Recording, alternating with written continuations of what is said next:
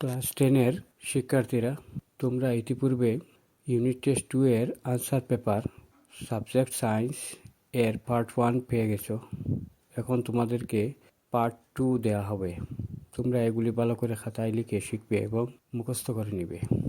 এখানে দেখো group B marks 25 দেওয়া আছে, অর্থাৎ প্রতিটি প্রশ্ন উত্তরের মার্ক 2 বা 3 থাকবে।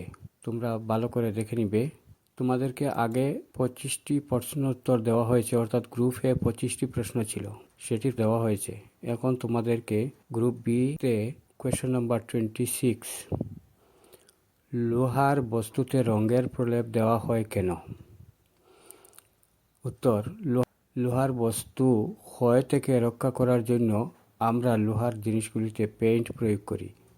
আর মরিচা হলো লোহা এবং এর সংকর ধাতু যেমন স্টিলের ক্ষয় করার জন্য সাধারণ শব্দ।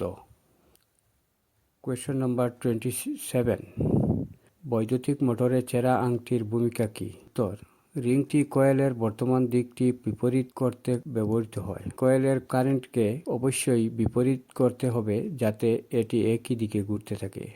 ফলস্বরূপ প্রতি অর্ধেক ঘূর্ণনের পরে কয়েলটি ঘুরানোর দিকটি একই থাকে এবং কুণ্ডলীটি একই দিকে ঘুরতে থাকে। কোয়েশ্চন নাম্বার 28, লোহায় জং ধরা রোধ করার 2টি উপায় উল্লেখ করো। উত্তর, লোহার মরিচা রোধ করার 2টি উপায় হলো অয়েলিং, গ্রিজিং বা পেইন্টিং। তেল, গ্রিজ বা পেইন্ট প্রয়োগ করলে পৃষ্ঠটি একটি জলরোধী আবরণ পায়। আর্দ্রতা এবং অক্সিজেন লোহার উপাদানের সাথে সরাসরি যোগাযোগ করতে পারে না, অতএব মরিচা প্রতিরোধ করা হয়। কোয়েশ্চন নাম্বার 29, ধাতু এবং অধাতুর 2টি করে ধর্ম উল্লেখ করো।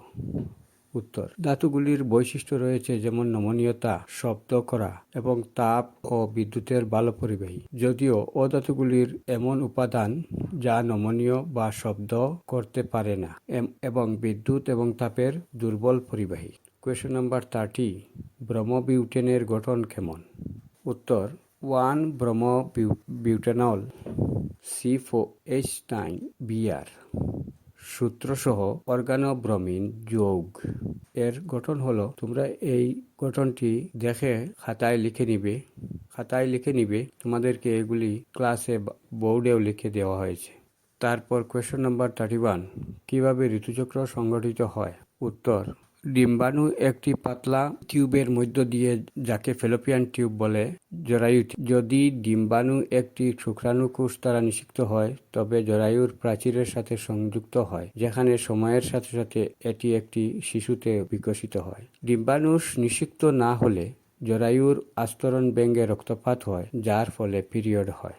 কোয়েশ্চন নাম্বার 32, যোগাত্মক বিক্রিয়া প্রদর্শনকারী 2টি হাইড্রোকার্বনের নাম দাও। উত্তর, প্রদত্ত হাইড্রোকার্বনগুলির মধ্যে C3H6 এবং C2H2 হল একমাত্র অসম্পৃক্ত হাইড্রোকার্বন। অতএব শুধুমাত্র C3H6 এবং C2H2 যুগ প্রতিক্রিয়ার মধ্য দিয়ে যায়। কোয়েশ্চন নাম্বার 34, রোধের SI একক কী? একটি বৈদ্যুতিক মোটর 220 ভোল্ট লাইন থেকে 5 অ্যাম্পিয়ার নেয়। 2 ঘন্টায় ব্যবহৃত কি পরিমাণের শক্তি নির্ধারণ করো। তোমরা উত্তরটি এখান থেকে লিখে নিবে। রোধের SI একক হলো ওম, ভোল্ট প্রতি অ্যাম্পিয়ারে। তোমরা এই অঙ্কটি খাতায় লিখে নিও এবং শিখে নিবে। তারপর কোয়েশ্চন নাম্বার 35, নিচে দেওয়া সার্কিটের 3টি প্রতিরোধক R1 5 ওম, R2 10 ওম এবং R3 30 ওম এবং একটি 12 ভোল্টের ব্যাটারি সংযুক্ত রয়েছে। তোমরা গণনা করো 1 নম্বর সার্কিটে মোট প্রতিরোধের পরিমাণ এবং 2 নম্বর বর্তনীটিতে কী পরিমাণের বিদ্যুৎ খরচ হয়েছে। তোমরা সমাধানটি দেখে খাতায় লিখে নিবে এবং এগুলি ভালো করে বুঝে নিবে।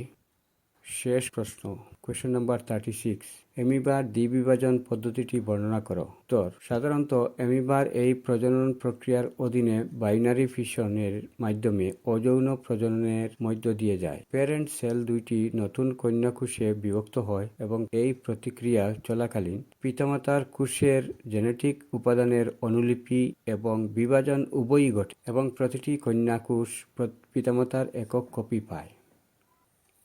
তোমরা এতক্ষণ ধৈর্য ধরে ভিডিওটি দেখার জন্য অনেক ধন্যবাদ। চ্যানেলটি লাইক এবং সাবস্ক্রাইব করবে। ইউটিউব চ্যানেলে আমার এই চ্যানেলটি সার্চ করবে এবং চ্যানেলটি সাবস্ক্রাইব করবে। ধন্যবাদ।